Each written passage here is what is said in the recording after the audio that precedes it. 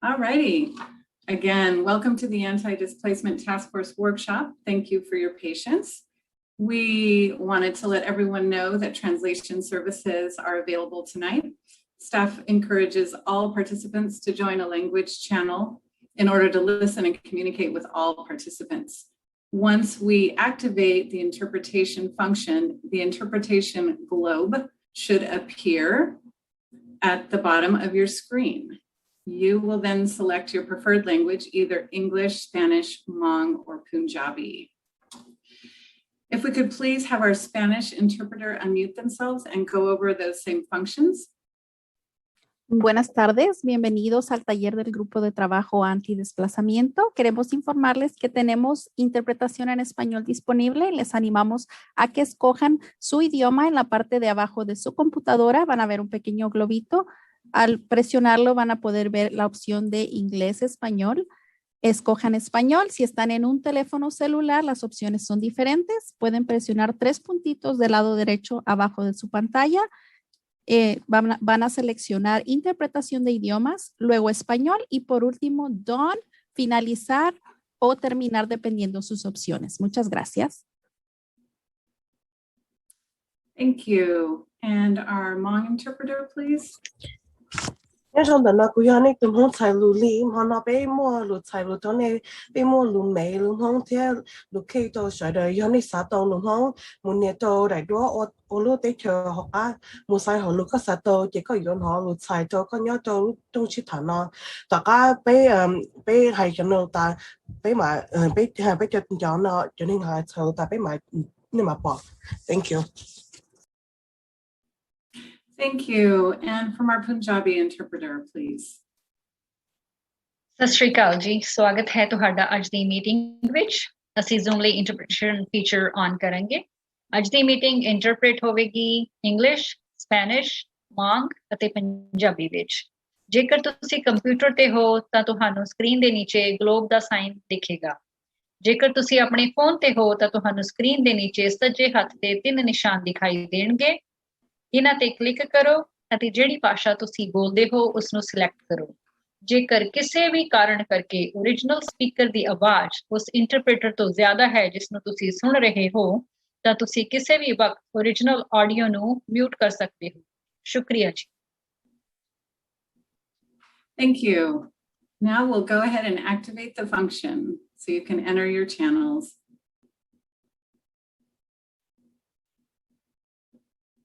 Additionally, I want to let everyone know that this meeting is being recorded and publicly broadcasted.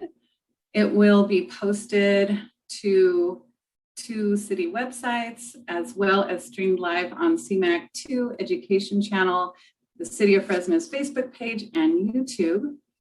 Participation in this meeting is considered consent to be recorded. A little about using Zoom. During our public discussion, we'd like you to use the raise hand function or press *9 on your phone. So now we're going to do brief introductions. I'm Sophia Pagalatis, Planning Manager with the City of Fresno Planning and Development Department, and I am staff to the Anti-Displacement Task Force. Fellow staff that are with me this evening are Courtney Espinoza, the Transform Fresno Project Manager, Gavin Hobelt at the Controls and Information Services Department, Brandon Sisk from our Housing Division, Andrew Benelli from our Public Works Department. We also have Johnny Piscina here from CMAC, thank you very much, and Linguistica translating for us. We also have the Anti-Displacement Task Force members who are here supporting the city's anti-displacement efforts. And present this evening that I can see are task force members Amber Crowell, Sharayla Nicholson, Eric Payne, the chair, who will say a few words, Grecia Elenes, Catherine Forbes, Morgan Doisaki, and perhaps let me check just to see if any more have arrived, and I am not aware. That looks like all of them. Eric, would you like to say a few words?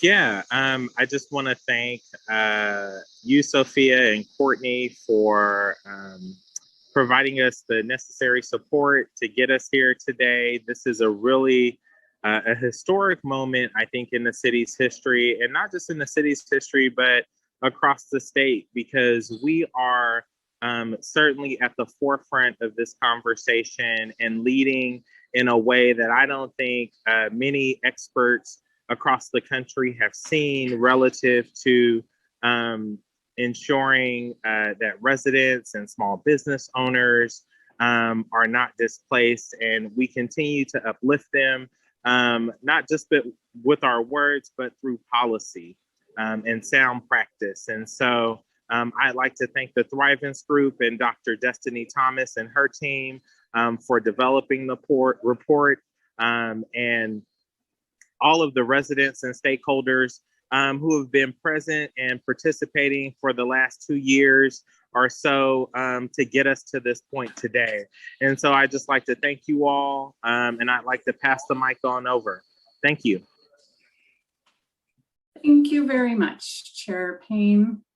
So you've heard a little bit about us. We'd like to know a little bit about you. Can we do the first poll, please?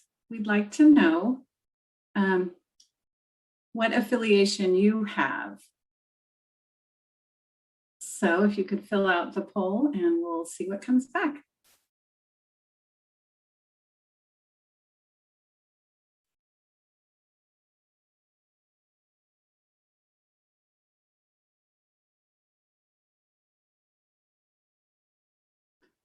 Okay. Gavin or Courtney, I assume one of you will post the results when you have them. Are you ready to end the polling? We have about 14 out of 15 voted. So. Okay, that sounds good. Okay, so we have public agency staff, and this, by the way, is just the participants, not the panelists. So we have some residents, public agency staff, nonprofit, advocates, and some others. So clearly our categories are not great. We'd love to, they're incomplete. So we'd love to hear maybe what we missed. All righty, let's move on. Thank you very much for that. The agenda tonight looks like a lot, but it's really just a few key things. We're going to look at a little bit of background. How did we get to this point for those of you that might be new to this process? Then we're going to give kind of an overview of the Here to Stay report, which is the focus of this workshop. And we're going to make sure that everyone knows how to access and comment on that report. And then we'll look at next steps and have questions and comments. So again, in simple terms, overview of the report, how to access it, how to comment, and next steps. So we do have a few ground rules for when we're conversing. Eric, did you want to read those through? Yeah, absolutely. So just as a rule of thumb, we want to just be mindful of how we set the stage today to make it easy for everybody to fully participate and engage. And so we want to ensure that we respect the meeting and each other, that we are also practicing active listening. I know sometimes that there are often burning questions and staff hasn't completed the presentation. So we want to make sure that staff is able to complete the presentation because you might also get your question answered at some point during the presentation. And then we want to make sure that everyone participates and that there's, as we like to say, step up and step back, because sometimes there's often folks who like to, that have a lot to offer, and those who are a little more shy will oftentimes not participate as much. And so, but we want to make sure that everybody has an opportunity to participate and share their thoughts in this space. And we want to make sure that it is a safe space for everyone to participate. And then we want to make sure that we take turns when talking. And so just easily put, allow people an opportunity to express themselves before you interject or decide to cut them off, because I know this could be a very passionate discussion. And so we also want to make sure that we stay on topic. And we have facilitators who are participating in today's conversation, Sophia and myself, who will kind of help guide some of this conversation. And then most importantly, we want to seek unity in this process. And if there's, and not separation. And so we want to make sure that if there's any clarity that we can offer, we definitely want to be able to share that with you and with others in full transparency. And so finally, we can disagree without being disagreeable. And so I recognize that sometimes, both even for the commissioners and other members of the public and stakeholders and even staff, we may not align with some of what we see, because these are very tough conversations. We are talking about folks like myself who've lived in the community for decades, who were born and raised here, and some much longer. And so we want to make sure that we are respectful towards one another as we do share our differing opinions. And so we welcome the tough conversation and we welcome the tough questions. And so I want to pass it on back to Sophia. Thank you.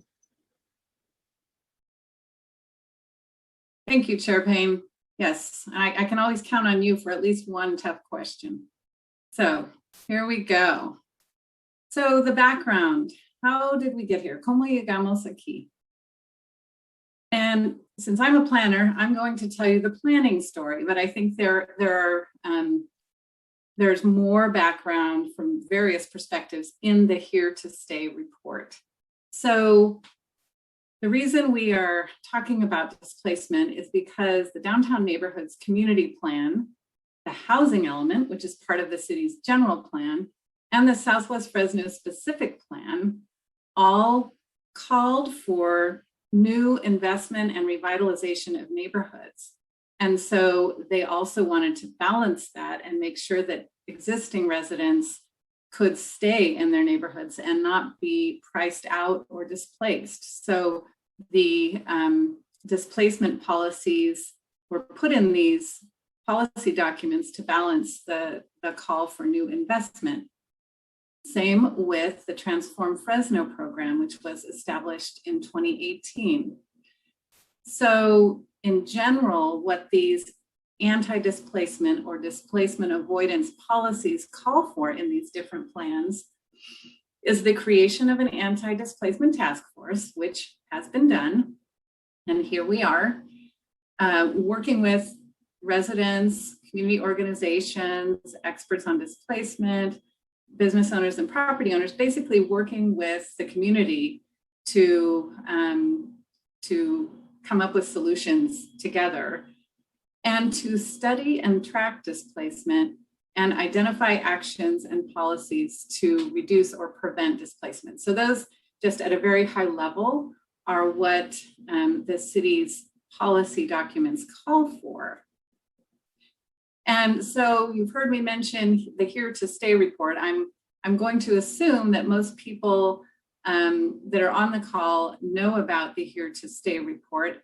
However, you can always assume that. So I will tell you about the report. It is a report that was commissioned by the city of Fresno in 2020 and was contracted out to a consultant called the Thrivance Group, who began the report in March 2020. And it was just really, a public draft was just released last week. The goal of this report was to really examine the Transform Fresno project area in particular, but with an eye toward more generalized view, looking at what populations are vulnerable to displacement, what types of displacement threats are there currently, and trying to bring forward policy recommendations to help reduce or avoid displacement. So as I mentioned, the consultants' work and research began in March 2020. They are the first ones to admit that there were COVID-19 challenges because that is when everything locked down. However, you'll see in the report that the Thrivance group was very creative about still reaching people in a number of ways. And specifically, these are just, a few of the things that they did, but they really spent a lot of time on the ground and talking to people. So the goals of this public draft, and I'm going to talk to you about the report, and then after this, I'll remind you about how to access it, public comment period, next steps, and all of that. So the goals of the public draft were to receive and include feedback from the public that will inform the final draft, to recommend a phased approach to focus on those most in need of anti-displacement policies, and of course, begin the conversation about how anti-displacement programs should be funded and managed. The report is in 4 main sections, and because I'm kind of a linear thinker, I'm going to go over those in order, but actually you may not want to use the report that way. There's the 2 last sections are really useful resources, but it begins with an introduction that includes background. It describes different types of displacement. So, and different phases of displacement. It talks about the research methods that were used to study displacement. And one of those was called the social climate analysis. It also includes observations of current conditions. So the report is 99 pages long, and the introduction with sort of this background is almost half of the report. So it's a really thorough framework. Then we jump into the second section, which is called the Blueprint for Displacement Avoidance. And this section includes 46 different policies that are organized into 7 different, what are called policy bundles. And these are topically organized policies that are in these different topics that you see here. So community ownership, accountability and transparency, socially responsible development practices, etc. So that's in the second part of the report. And those are the policies that we are going to need to prioritize. Or when I say we want to hear from you, and the Anti-Displacement Task Force is going to want to hear from you to make a recommendation on how to prioritize these. But the report gives a lot of help about how you might go about prioritizing 46 different policies. The third section is called Prioritization, and it includes different ways. It ranks the policies differently according to different values. And right at the top are a ranking by who is most at risk. So organizing all those policies and scoring them according to how much support they give to the most vulnerable.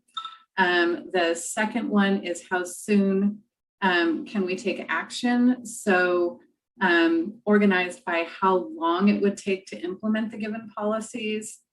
If the third item there, will the policies fix more than one issue? So if one policy was able to address more than one issue, it got a higher ranking. And then of course, the cost of implementing the policy. And so all of those criteria, there are rankings, separate rankings, and then there's a final ranked list that combines all of those things and comes up with a ranking based on the combination of those 4 factors. And that's not all. This is what that final ranked list looks like. But also there are additional policy groupings. So transformative climate communities requirements. So focusing on the transformative climate communities program goals in particular, an intervention and harm reduction package, sustainable benefit package, and a dignity infused package. So those are all different policy groupings, just depending on what's important to you. Finally, the last section is references and tools, and it includes more resources for you to deal with 46 policies. So there's a list of all of the policies in alphabetical order, by intervention type, and by focus area. So that is, and that's what that looks like. But again, the second part of the report includes the explanation of each of those 46 policy recommendations. I'm going to take a breath and now make sure that you know how to access the report. We do have a QR code, so this will take you right to the Transform Fresno website, where you can access the report on your phone or on a computer. This is how the landing page looks if you're accessing it on the computer. The report is available in English, Spanish, and Hmong. And then right there in the same window is a here to stay public comment form. It is a survey, and that is going to be one of the critical tools of feedback that we get from you. So we recommend that you complete the survey after you've reviewed the report. It's going to ask you what your policy priorities are, and if there are some policies that you really don't like, or if there's something missing. We want to hear all about that. And the survey is accessible in Spanish, Hmong, and Punjabi. And also, we will, of course, accept comments just via email to transformfresno@fresno.gov, or written correspondence to the City of Fresno, attention Courtney Espinoza. And our public comment ends on July 30th. So we would like to hear from you by July 30th. There are more ways that you can access the report. So if you don't have access to a computer, or you like paper like me, there will be some limited numbers of hard copies of the report, surveys, and comment cards at these locations, available on Wednesday, beginning Wednesday, June 23rd. So a week from Wednesday. We will have these available at the Fresno County Library, at these 3 churches, at Mary Ella Brown Community Center, and at Fresno City Hall. So almost to the end of the information I wanted to share this evening. Again, just a timeline so you can see going forward. Our public comment period is from today until July 30th. Then what happens is the Thrivance group and city staff will analyze, collect, organize all of your comments and present those to the Anti-Displacement Task Force, who will consider them as they make their recommendation. And that will happen in August or September of this year. Then the Anti-Displacement Task Force's recommendation will be presented to the Planning Commission and City Council for their consideration. And then the council will decide if they wish to pursue any of the policy recommendations. And if so, the policies would need to be further developed, most likely, before they could be adopted. So there's a policy development phase, which I have here as, through the year 2023, and then policy adoption in 2024. Now I'm giving you the worst case scenario. There are multiple policies within the document, and some of them could be adopted relatively quickly. Some of them might take longer. But I just kind of want to give you an overview. So we believe that more community discussion about this document would be beneficial. So we're going to be offering community study sessions this July. We'll do one session a week for 4 sessions, and we will explore the report by topic area. Especially, we thought we would focus on the 7 policy bundles that are in there.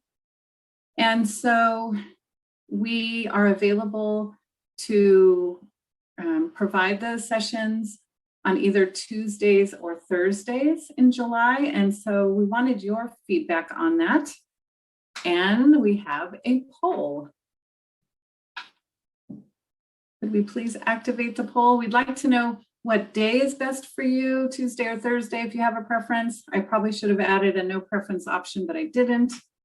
And then we're going to ask about time of day after this.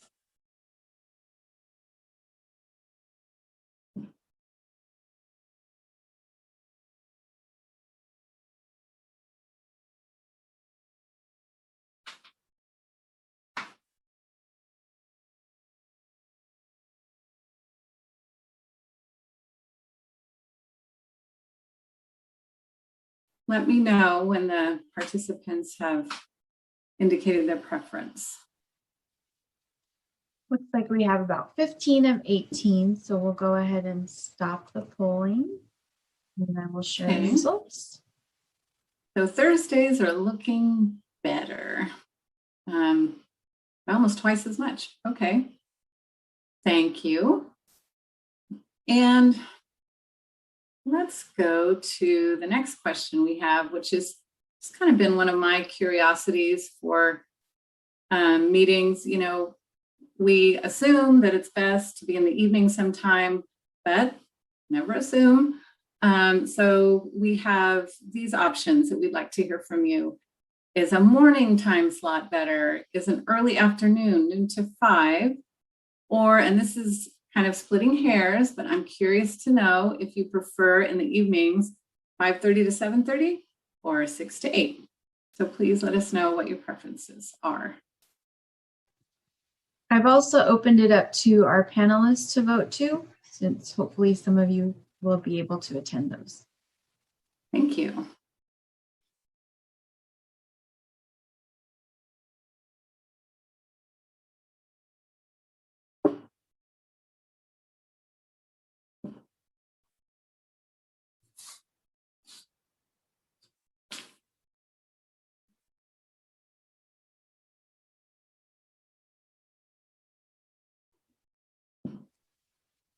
Looks like we're holding steady at about 67% of people voting, so I'll go ahead and stop the poll and share the results.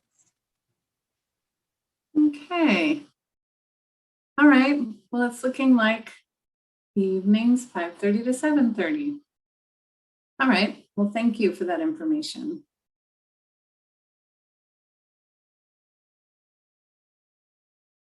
Before we begin public comment, I did want to mention that the city has an emergency rental assistance program. And if you need assistance with rent or utilities, you can call 621-6801. So I wanted to bring that forward while we are here talking about housing related issues. So that brings us to the conclusion of our presentation, and we're happy to answer questions or hear comments.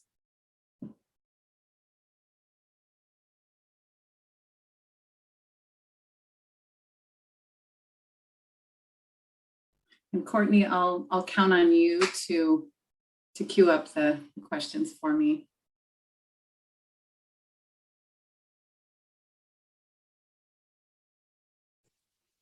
So far, no questions. Okay, well, here comes Eric. I'd like to remind people to raise your hand. At the bottom of your screen, you can raise your hand, or if you're calling us on the phone, you press *9 to raise your hand, and we will go ahead and unmute you and call your name.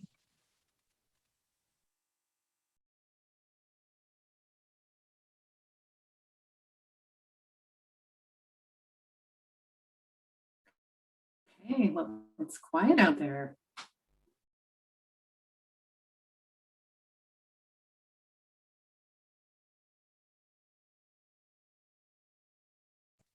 It looks like we have somebody, Tiffany. Oh, never mind.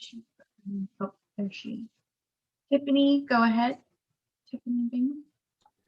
Hi, everyone. Good evening. Thank you. Tiffany Mangum. I am with the Housing Authority. Also here as a community advocate here specifically to Southwest neighborhoods, specifically the California Avenue neighborhood. So my question is, I don't know, one, if you could go back to the slide with the QR code. And will this particular presentation be available on the website? And then I think you covered this, but the workshops, the level of community engagement and education that you intend to do around this particular document, what exactly does that look like and feel like for the community? Thank you. Thank you, Tiffany. Yes, we can share the QR code again. And yes, this presentation will be posted both on the city's Housing Element Works website and on the Transform Fresno website. So they will both be there. And I believe the QR code is also on the Transform Fresno website. I'm not sure. Let's see. And I will hop back to probably a faster way to do this, but it's a review session. Let's see, where's the QR code? Here it comes. Sorry about this, folks. Bear with me. There we are. That's the QR code. So if anyone wants to grab it right now, take a screenshot or grab it with your phone. So to answer the second part of your question, Tiffany, we are going to do 4 what we're calling community study sessions in July, and it's looking like they'll be on Thursday nights, Thursday evenings from 5:30 to 7:30 if we go by what we just heard this evening. And they will be a deeper dive into the policies that are recommended by the report. So, and facilitating those will be myself and members of the Anti-Displacement Task Force. We would love to have a participant from the Housing Authority helping us to facilitate the conversation. Don't want to put you on the spot. We would be rolling up our sleeves and, maybe doing a little bit of presenting to, clarify what some of the policies are, but then just really talking about them and exploring how they might apply to different situations in Fresno. Do you have any, we're open to suggestions as well. Tiffany, again, just letting you all know if that is the desire of the task force, I will definitely make sure that the Housing Authority is represented if that's the desire. I will definitely get back to you on that. Appreciate the time and the effort put into this. Just one more question. Will there be a representative from the authors of this particular document there in some of those sessions at all? I wasn't sure I wasn't clear on if that was going to happen. Thank you again. Yes, and thank you for that question. Yes, we intend that the Thrivance group would be present at least a couple of the sessions. And we will have more information on that as we finalize the sessions. Looks like we have another question from Cassandra.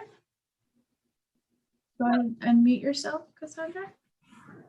Hi, this is Cassandra with the Fresno Bee. I am reporting on this report and just had a question if anyone could answer why those 3 recommended policies are being prioritized, and if in workshops the city hears that people prefer other policies, will those recommended policies change? Okay, I think I can respond to that. Thank you, Cassandra. There are three policy recommendations that appear right up front in the report, and those are recommended by the Thrivance group based on different policy areas that the Transform Fresno program requires that different policy areas be explored. And so the authors are recommending some particular policies, but they say right there in the report that that's their recommendation after doing their research, but they want to know what the public thinks, what the residents think, what the task force members think about that. So they are very much open to discussion. And I don't think there would be an issue if different policies were recommended. Thank you.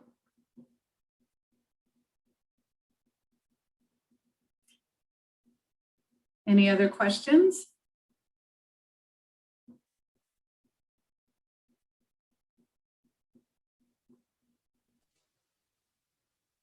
Friend, go ahead. Before we open it up to commissioners, I want to make sure that we have everyone from the public that has an interest in giving public comment has already provided their public comment, and then we'll go back to the dais for those members on the commission that have that would like to ask questions. Staff, Courtney, are there any other members of the public that have questions? No, no more hands are raised. All right, I saw a hand from Dr. Forbes. I'm going to bring it back to the dais. So Dr. Forbes, go ahead. I just had a question actually for Cassandra. It would be great if we could report on this soon and get the word out about how people can engage with the report. I don't know when the bee is planning to profile it, but reporting on it now would really be helpful to us.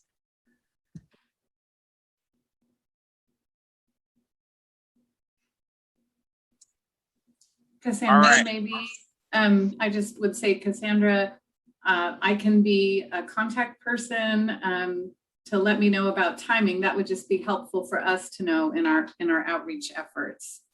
Okay. And then, yes. I was muted for a second, but I just wanted to say, yes, this is a story I'm hoping to report on this week and have out there by Friday at the latest, so that people are aware of the public comment period. So Sophia, if you're a person to reach out to, then I will reach out to you. Sounds great. Also, I did just want to remind everyone that although Eric Chair Payne is talking about fellow panelists, because tonight is a workshop, there's no formal sort of actions that will be taken, but absolutely comments. So I will step back and continue, please, Chair Payne. Yeah, so I would just offer this. I think that one, we are really excited to have gotten to this point this evening. And I'm so thankful to the author of this document. I think that we pull back the layers of a lot of hurt and quite frankly, anger that residents have experienced from decades of bad policies and decision-making from the Jim Crow era that has been rooted in segregation and redlining that has really impacted and had generational impacts on how we live today in our community. And I certainly want to lift up the idea that this document has really rooted and centered in equity. And there are 49 recommendations, policy recommendations that are being highlighted. I think that it's important for the community to provide their feedback, whether it be their top 10 priorities in their public comment, because what we know is gentrification and displacement is real for people in poverty and for small businesses that are struggling to make ends meet in our community. And those are the folks that we desperately need to hear from in this process. And so it is my hope and desire that as we open up this commenting period, that residents will come forward and engage in this process. Secondly, I would offer that once the commenting period closes, the work of this task force is not done. We know that we have to provide, that there needs to be a phase 2 to this work. And we need commitments from both our civic leaders and our city leaders, from council and from the city, all the way down to the city manager's office and the mayor's office, to ensure that the implementation of this document is seen through, and that it's not just another document that the city puts on a shelf and it collects dust. It's important that we provide oversight and guidance to this process, because we know that things like affordable housing is not quite that affordable for a lot of folks. And so we want to make sure that folks truly are here to stay, and that there are people that are at the table or at this dais who are committed to that.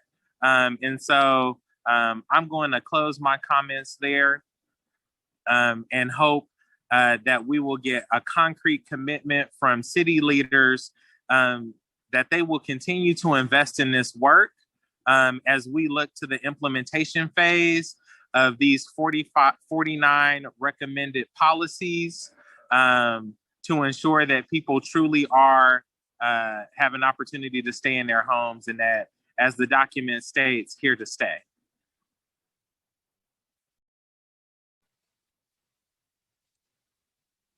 Grecia, you had your hand up. Go ahead.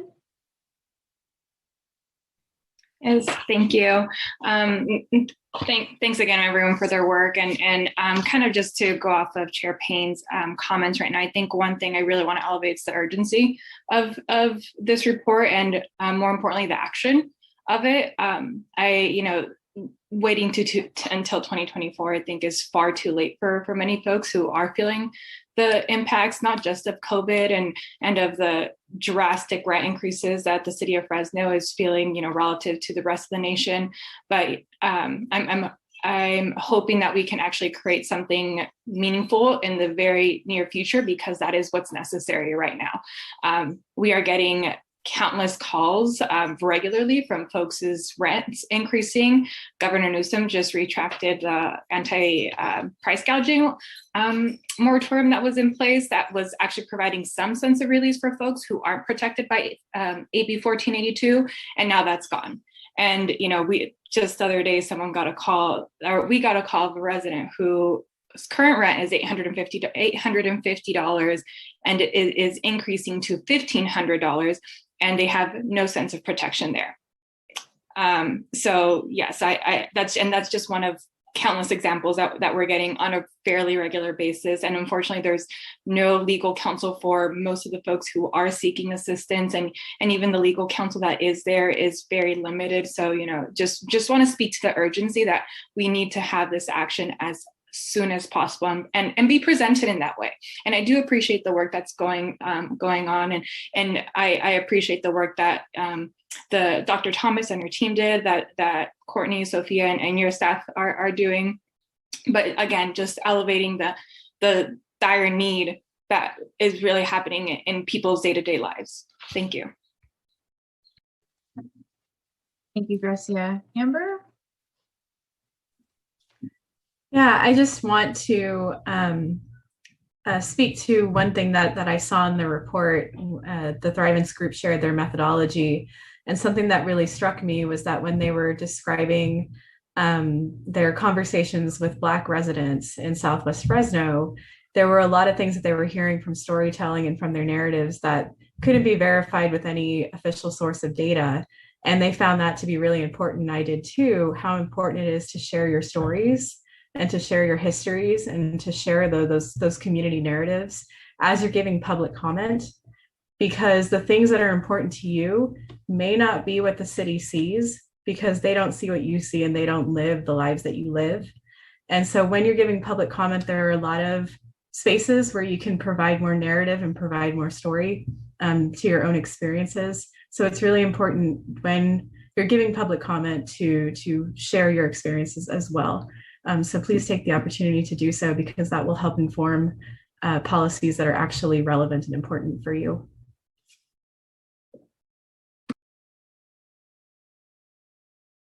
Thank you for that. I think sometimes as planners, we tend to focus on just the numbers. And we did do a report on displacement back in 2019, and we used census data, and that gave sort of a picture, but this Here to Stay report is so much more rich in its methodology and really makes it humanizes it. So yes, we would really like to hear stories, personal experience.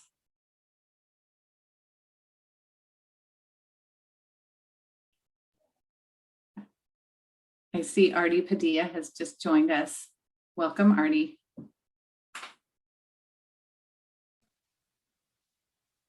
Catherine, go ahead. Okay, I just have, I know we have the 4 planned presentations, the feedback sessions planned around policy bundles.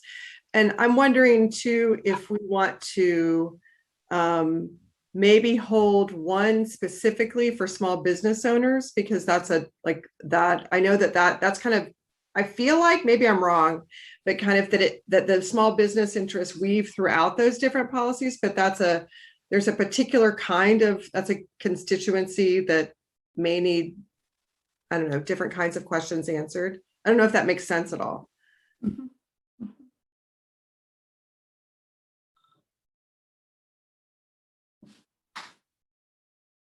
Thanks. I think that's helpful.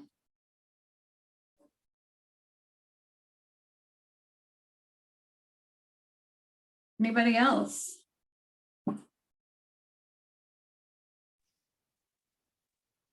If staff can also check the chat to see if there's public comment in the chat, if there's a Q&A function to this particular Zoom, if they can review the Q&A. There is no chat available to the public, and there is no Q&A. All right, thank you. You're welcome. If there's other discussion from commissioners? All right, hearing none, I will say that this is truly something that we intend to fix. There are, again, policy recommendations, 49 that are outlined in this report, completed by Dr. Destiny Thomas and the Thrivance Group. We know that this is a problem that government created through decades of institutional racism. And we know that this is a problem that government is going to need to fix with the necessary investments to ensure residents and small business owners can stay in their property. And so I'm going to end our dialogue here and pass it back to Sophia. Thank you, Chair Payne, and participants and task force members and fellow staff. If we have no further comments or questions, I think we can close, but I don't want to close if there are other questions out there. Looks like there aren't any, so. Actually, Sophia, we do have one more question. Thank you, Courtney. Louisa, go ahead and unmute yourself. Hello. So Luisa Medina, been a long time observer of City Hall and all that goes on around planning. I just want to reiterate the point that Grecia made a few minutes ago, a few callers ago, about the urgency. I was going to ask you, Sophia, to reiterate the timeline, because I wasn't certain that I heard 2024 as an outside date here. But her statement regarding the urgent need around housing affordability and the need to preserve what we have there and the need to create more, and for folks not to lose what they currently have. And 2024 sounds like it's pretty far off into the future. So first off, could you just reiterate the timeline for me to make certain that I got that correct? Yes, and keep in mind, some of those numbers like 2024 are on the outside. I'm not wanting to overpromise, and so, but that's worst case. I think there are a lot of policies that could be implemented sooner. Okay. And I'm happy to actually share my screen again, and I'll state for you here if you can see the timeline again. It is our public comment period extends till July 30th. The Anti-Displacement Task Force will consider public comment and make its recommendations in August and September. Then the Planning Commission and the City Council will consider their recommendations and will direct staff to whatever, policies that it wants to pursue. And then, some of those may be able to be implementable relatively quickly, whereas others may take more development. So I was being very conservative, if you will, with my timeline so that I'm not overpromising, but I definitely hear the urgency and know that there's a lot of need out there. So thank you. So the Planning Commission, the City Council consideration in the fall, I'm pleased to see that. Does that call for an adoption of the report and its policies, or will they be segregated out according to area? And I have to apologize for not having fully read the report. That's okay, and we didn't cover that exactly, but I imagine that it would be, they would accept the report and they would consider the recommendations of the task force and the public, but almost all of the policies that are within the report would require, development prior to adoption. So most of them would require ordinances and further development and public outreach in their own right. So what I see is acceptance by the Planning Commission and the Council of the report, and then their direction to staff about what they want us to start working on policy-wise. So does this task force continue after that and maintain ownership of the policy recommendations, or does it go internal to City Hall, perhaps, and I'll be facetious, never to be seen again? No, the task force would continue. And as a matter of fact, one of the policy bundles in the report talks about elevating the task force and giving it broader oversight. So the task force would continue. Okay. And I see Dr. Forbes has her hand up. Let me say, I think we can also, in the anti-displacement task force, the recommendation period, I think that we could probably come up with short-term and long-term, right? So that there is some kind of, to capture both that urgency, but also to kind of in prioritizing it for the City Council and the Planning Commission, that these things need to be done by whatever date. Yeah, because, we're here to stay is only relevant to the extent that people have access to housing and to capital and to other kinds of things if they're small business people. And so that becomes important, and a figure that doesn't come out of that. I hope I'm citing this correctly. In the last 2 years, with regards to housing, the city of Fresno has seen the highest increase in the nation regarding rent increases. And we know that is only going to get worse. And so I will be looking to completely read the entire report and try to absorb some of the information. So let me just thank you all for this opportunity this evening.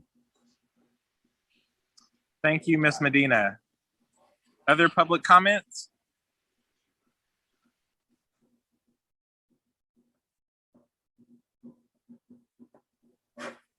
Courtney?